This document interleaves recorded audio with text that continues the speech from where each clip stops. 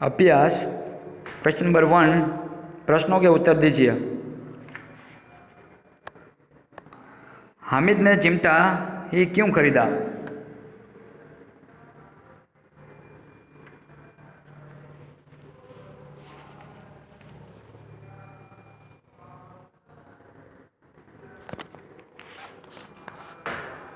चलो, हामिद को लोहे की दुकान पर चिमटा देखकर ख्याल आया कि दादी के पास चिमटा तो नहीं है और तवे से रोटियां उतारते समय उसकी जो उंगलियां हैं वो जल जाती थी और चिमटा ले जाने पर वे बहुत प्रसन्न हो जाएगी।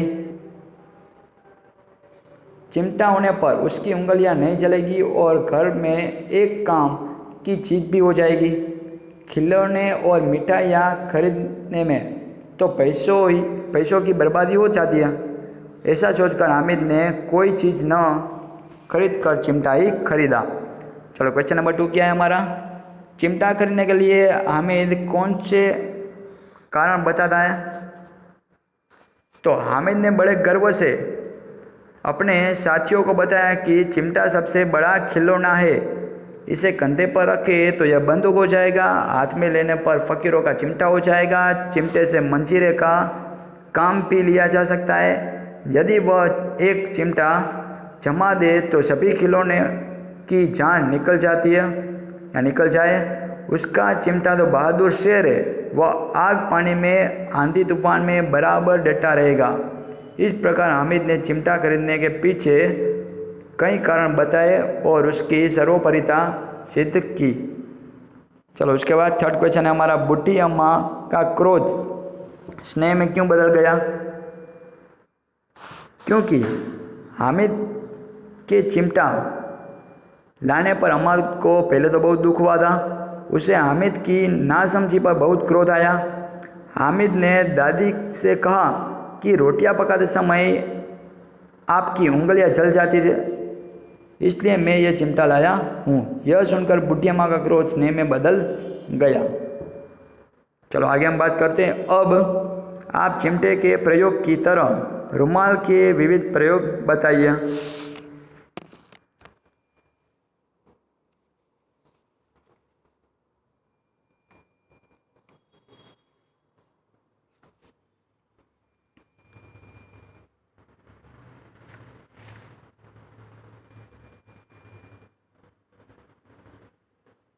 तो ये क्वेश्चन आपको लिखना है अपने आप। ओके, चलो, क्वेश्चन नंबर 2, इस कहानी का शीर्षक ईदगाह क्यों रखा गया? इसके अलावा आप कौन सा शीर्षक देना चाहोगे और क्यों? चलो, सोचो।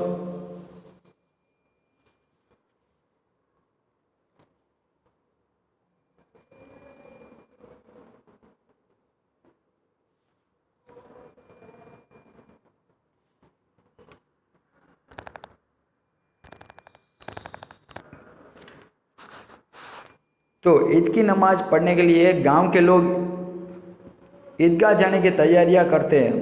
ईदगाह जाने का सबसे अधिक उत्साह लड़कों में है। हामिद उन्हीं में से एक लड़का था। ईदगाह के दौरान वो नमाजियों का भातृभाव देखते ही बनता है। नमाज के बाद लड़के ईदगाह के मेले में जाते हैं।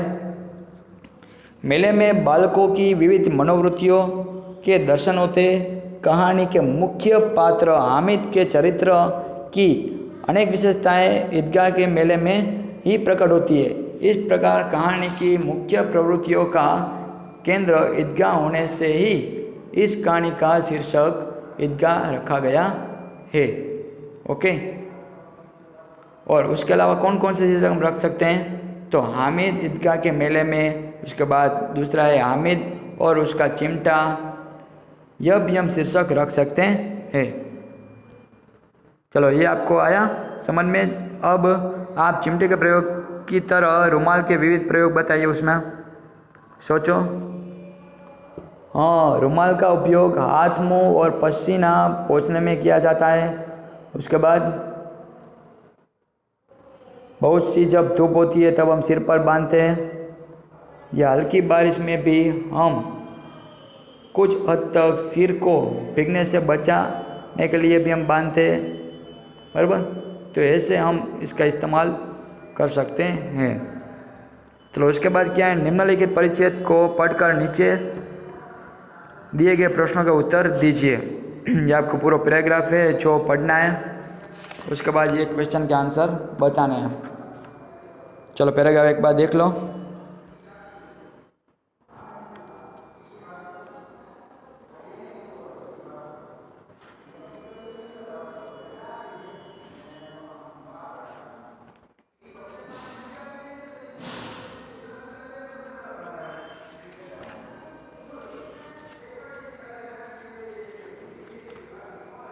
चलो देख लिया। चलो फर्स्ट क्वेश्चन कौन सा है हमारा, ऐतिहासिक ग्रंथों में परोपकार के कौन कौन से उदाहरण मिलते हैं।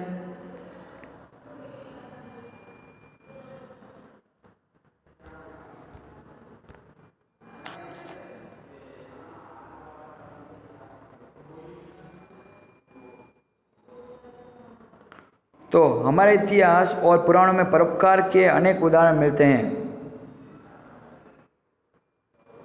किसके, इतिहास और पुराणों में, बराबर। चलो उसके बाद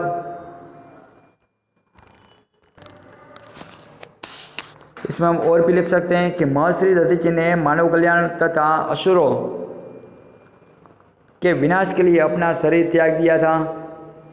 उसके बाद राजा शिबी ने अपने अंग का दान देकर एक कबूतर के प्राण बचाए थे।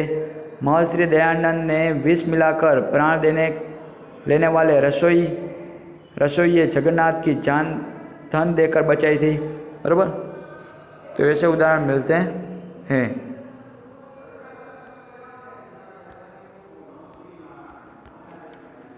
तो इधर से लेकर इधर इतना, ओके। चलो ऋषि मुनियों ने हमें क्या सीख दी है।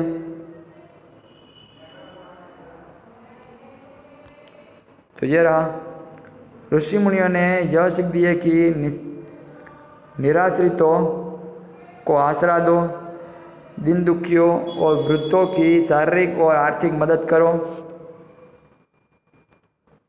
भूखों को भोजन करवाओ, विद्वान हो तो विद्या का प्रचार कर समाज का उद्धार करो, बराबर। उसके बाद देश एवं समाज की उन्नति किस प्रकार होगी।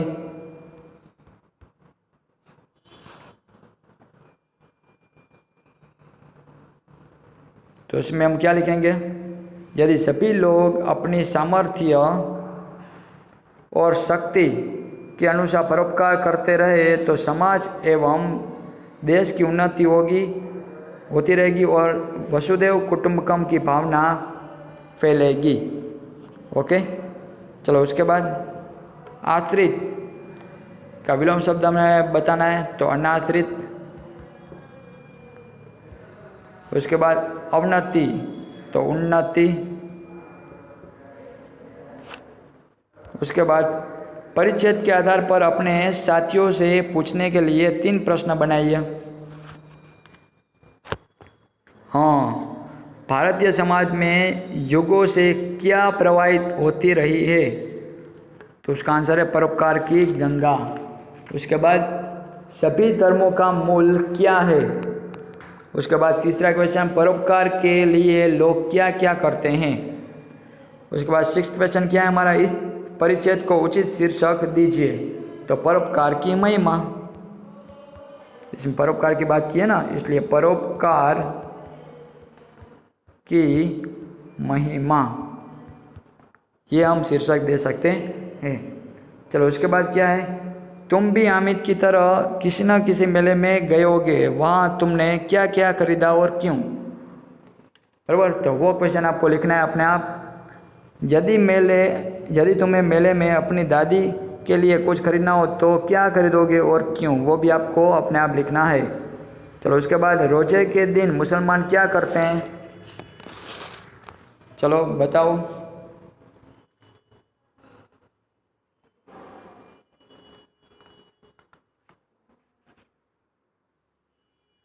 हाँ, रोजे के दिन मुसलमान सूर्योदय से सूर्यास्त तक कुछ भी न खाने पीने का अर्थात उपवास को रोजा कहते हैं, और रोजा मुसलमानों का एक मजहबी फर्ज है। रमजान ईद के दिन मुसलमान लोग कहाँ जाते हैं? तो नमाज पढ़ने के लिए ईदगाह जाते हैं। उसके बाद दुकानों में कौन कौन से खिलौने मिल रहे थे? तो दुकानों में सिपाही, गुजरिया, राजा, वकील, भिश्ती, धोबिन ऐसे खिलौने मिल रहे थे। बराबर। चलो आगे हम बात करते हैं। पेंसिल में लिखित शब्दों के समानार्थी और विरुद्धार्थी शब्द लिखिए। जैसे कि समानार्थी उसमें शीतल, तो शीतल का क्या होगा?